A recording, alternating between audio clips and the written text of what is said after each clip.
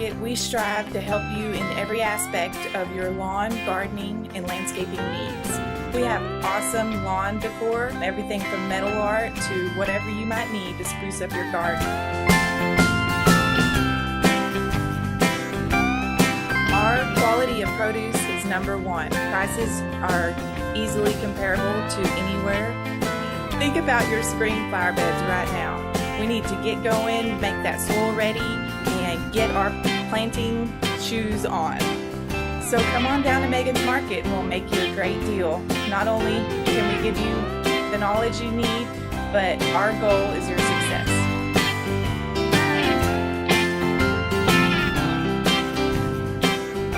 Welcome back to another Eastland County Today Live. Today we have Cameron Buck with us, along with H.B. O'Brien, our publisher from the newspaper. Cameron is here to talk to us about Geek Jargon. It's one of those things that a lot of people out there do not understand when it comes to geeks, of how we talk or speak, especially for those that are a little more seasoned. So without any further ado, I'm going to let HB here take the wheel. Cam, we're glad to have you with us here tonight. And I just know I'm going to learn a lot of things. And I think there's probably a lot of people out there who are going to learn things that we didn't even know we didn't know.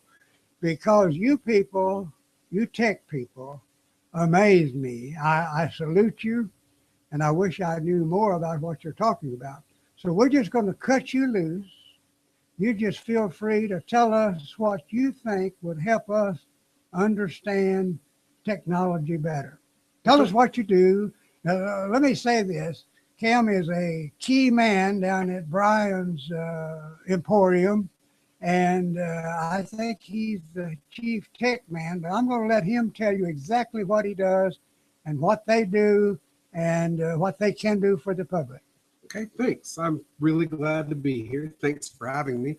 Super excited to be a part of a live stream from the local newspaper to be a part of this media mega ship that's just set sail. So thanks for having me. I'm very excited. My name is Cameron Buck. I went to TSTC for computer maintenance, network security, and graduated from TSTC. Ended up doing a lot of other things rather than being directly involved with computers for years, but it was always a hobby.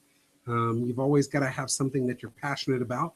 I didn't realize how passionate I was about computers. It just seemed like a good career field for a young up-and-coming person. So that sure makes sense. Absolutely. Yeah, the tools are so much easier to carry around than working on a car, but the utility is there of being able to work anywhere. And the tools for working on computers constantly change, but the tools are going to get the same job done. While I may use a different name brand of wrench, I'm still turning the same nuts and bolts at the end of the day.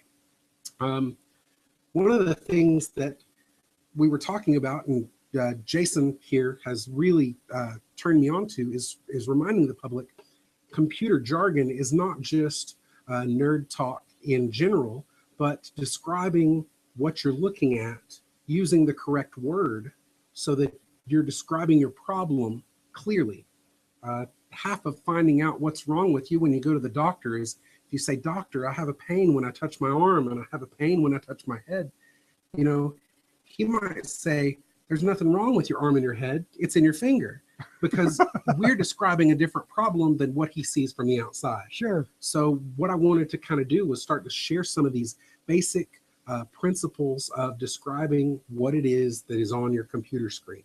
I think that everybody could stand to do with knowing that the mouse is the piece of equipment that you have in your hand that has the two buttons in the wheel. The keyboard, we all know what a keyboard is. The monitor being the screen that you're looking at. The computer is none of those three things. The computer is the little box that has all the wires plugged into it. There are lots of components in there, and people have referred to that box as a modem before. That box is the entire computer, the central processor, CPU. Whenever you're looking at your screen, though, let's get to what it is that you're looking at on the screen, because that's where a lot of people want to describe what they're seeing to me. And they'll say, the little red X up in the corner. Well, that's the closed box. That's the red X. And the bar across the top of whatever you're looking at that says what it is called the title bar. So if you're opening a web page is any page that's on the internet is going to be a web page. That title bar tells you Internet Explorer, Google Chrome, Mozilla Firefox, but that is a web page, and that's the title bar across the top.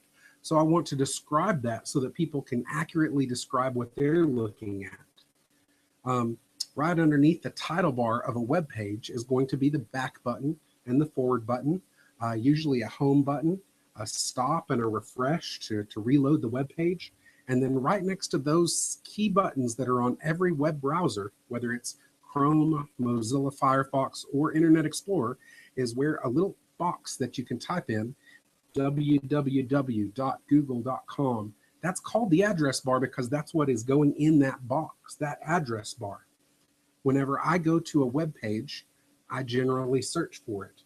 That search box has nothing to do with the address bar. It has to do with the Yahoo, Google, Bing search engine, and that is in their search box. That's totally different from the address bar. So if somebody tells you to go to google.com, now certainly you could type in your search box Google and then get a list of search results that say Google, Yahoo, Bing as different search engine results. But if you just type google.com in the address bar where that HTTP is, you just type google.com and press enter, it will not search. It will go directly to the address you have typed. Those words and the way that you describe your problem is the best way to get the solution that you're looking for.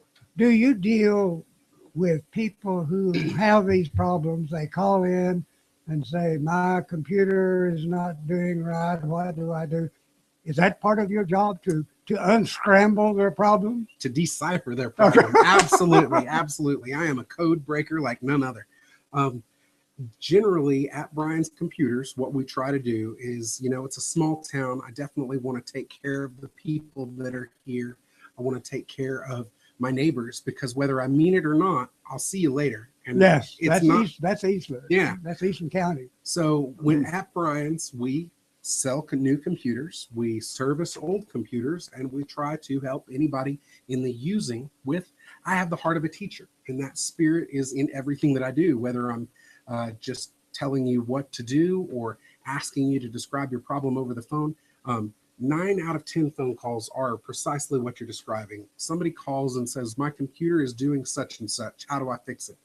And if I can help you within 5 minutes of a reasonable answer, get to the problem, figure it out, and tell you how to solve it, no problem. If it's going to be taking a lot of my time, I have to do a ticket on it. So the ticket solutions that we have is we have a remote solution that I can actually remotely work on your computer, and you can see that. And if I can solve it within 10 or 15 minutes, it's a very low flat rate charge. If it's going to be more than that, we have to diagnose it at that point, whether you want to continue at a time charge or whether you want to bring it in, and then we can work on it. Would that include those who say they just crashed? Mm-hmm. Absolutely. What generally happens when a computer crashes is that you want to find out why it crashed. And if you can't get the computer back on, then you're going to have to bring it in. But 90% of the time, restarting the computer from scratch by holding the power button, turning it off, turning it back on, recreating that problem by taking those steps, I can diagnose it before it happens again. Generally, the computer will generate some sort of crash report. That's a good point for people to remember. Mm-hmm. Yeah. Probably the most important thing that I can emphasize to people to remember is if it did it once, can you make it do it again? Yeah. Turn it off. Hold the power button down for 10 seconds. And a lot of people don't have the patience to do 10 Mississippi. No. But 10 Mississippi is 10 seconds. If you can count to 10 Mississippi while holding that button in, it'll turn off and then turn it back on. See if you can get it to do it again. That's what I need to fix something. If you can't make it rattle and knock every time you take it to the mechanic, he's going to have a hard time fixing it. Yeah, that makes sense. You're a world of help, and I know that you people down there sell a lot of computers, service a lot of computers. and answer a lot of computer questions. We do the best that we can. Really, I try to educate everybody. I really enjoy my time and the people that I work with. We have a little bit of fun.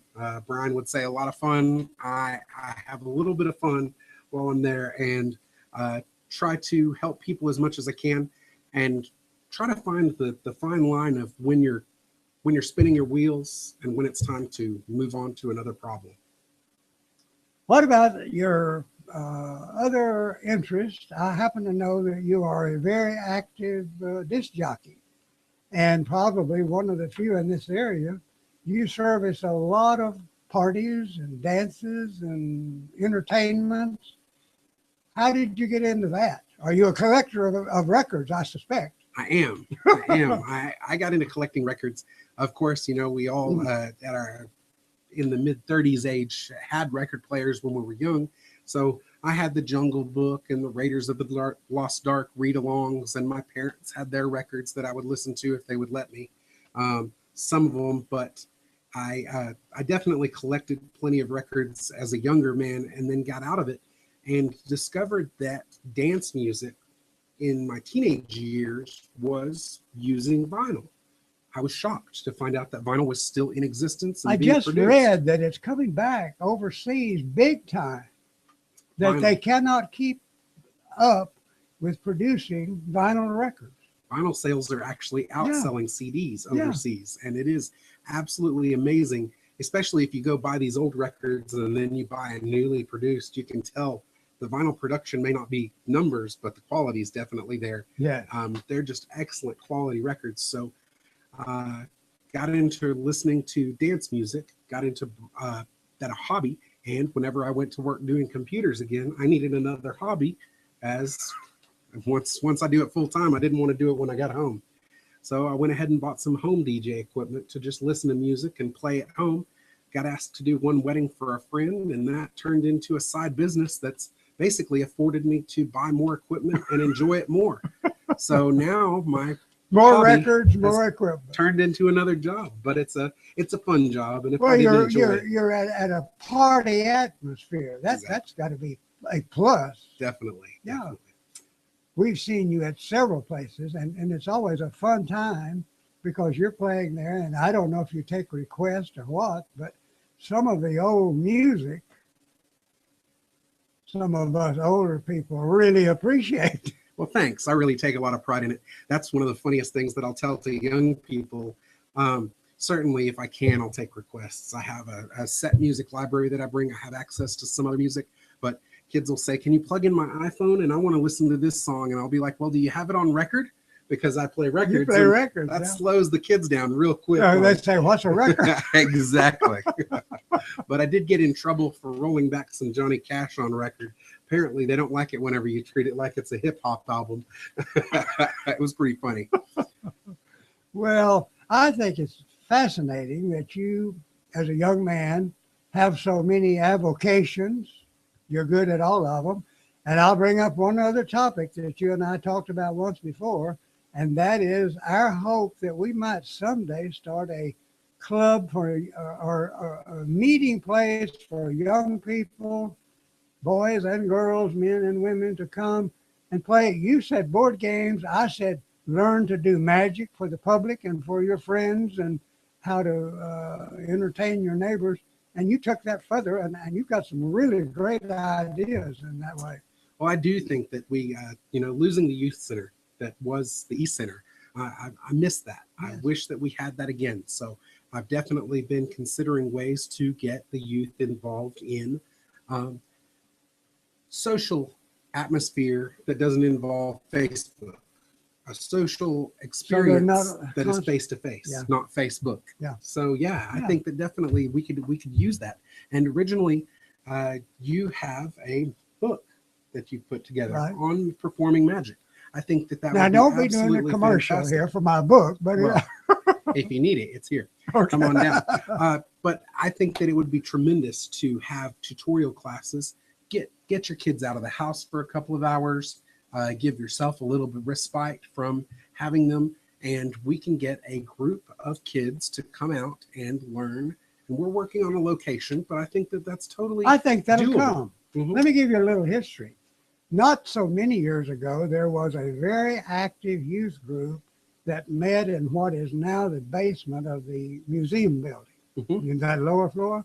And it was operated by parents and concerned citizens who were just like you.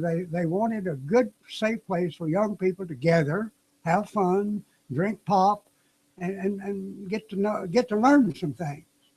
My hope, and I certainly am not a teacher, but I've always hoped that we could have a chess club in this town. We'd have to find a teacher. I'm not it, but to get, as you say, to get them off of the Facebook. Absolutely. Chess has always been a great game, and finding young people, they're always interested in anything that uses their mind in a different way and challenges their brain. So I think that's absolutely doable. And, while chess, it may not be the only game, there's a tell us huge about the board renaissance of board games. games. Yeah. And so a club where people play tabletop games of any sort, whether there's one called Ticket to Ride, there's another one called Settlers of Catan, there's another one called Carcassonne. These board and card games require strategy, team building.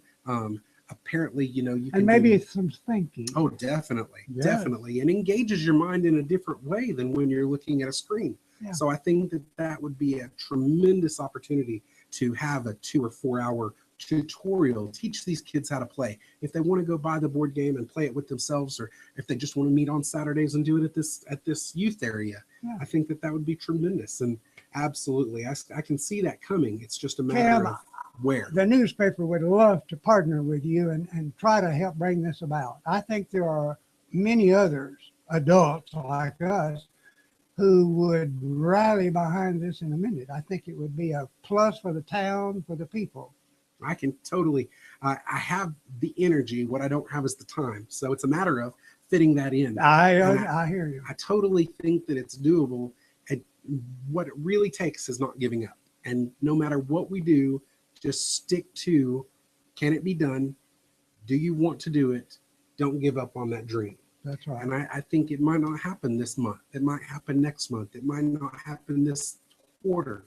But it can happen if you stick with it, instead of just letting it die on the vine where you didn't put the time or the people together. I think that we can do it. It's just a matter of sticking to it. So let's just plan in that direction together, because we would love to be a part of that. Well, I won't give up if you will. Okay. Listen, Cam, this has been a pleasure. I went into this with fear and trembling because I know so little about technology, but you've made it almost understandable. Thanks. But we do appreciate your coming, and we want to thank our technical director, who has done an outstanding job and keeping us on.